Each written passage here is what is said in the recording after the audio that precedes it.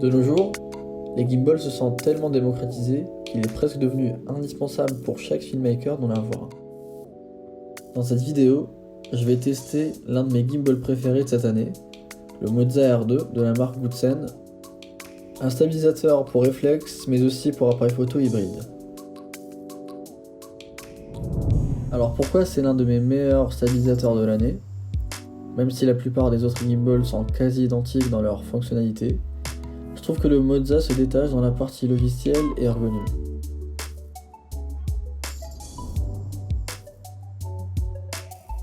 Il dispose d'un écran OLED sur lequel on peut gérer la sensibilité des moteurs à l'aide d'une molette, en passant de moteurs très réactifs à très peu réactifs.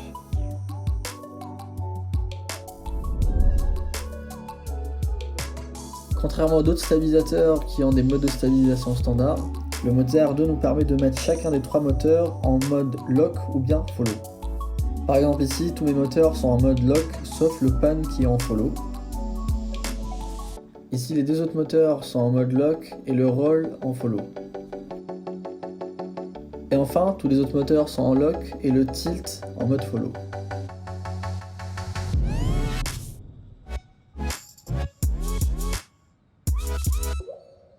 Avec un double tap sur le bouton de derrière, le stabilisateur se met en position standard.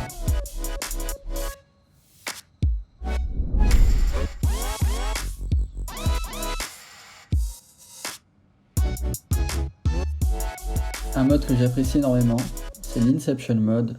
Il permet de faire des rotations 360 et c'est assez cool.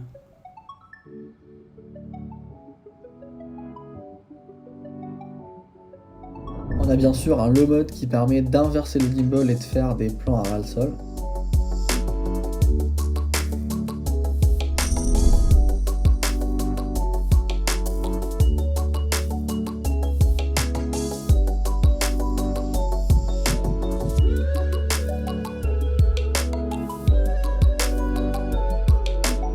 On a bien sûr un joystick pour faire des mouvements manuellement.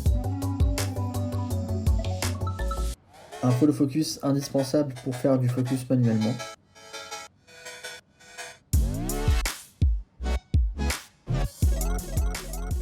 Et ce qui est vraiment cool, c'est qu'il dispose de deux attaches rapides. Des attaches rapides Manfrotto, donc une qui reste collée sur le gimbal et l'autre qu'on colle sur l'appareil photo. Donc on peut retirer à tout moment notre appareil photo et faire des vidéos ou des photos à main levée. Et on peut le remettre à tout moment sans le rebalancer. En point négatif, je dirais qu'il est un peu lourd. Après une journée de production, on a un peu mal au bras. Et deuxième chose, c'est qu'il est difficilement transportable parce qu'il est fait en un seul bloc. Mais de manière générale, ça restera forcément mon stabilisateur favori de l'année. Je l'utilise pour la plupart de mes projets pro, car il prend jusqu'à 4,2 kg de matériel, ce qui me permet d'utiliser mes objectifs cinéma le plus normalement possible.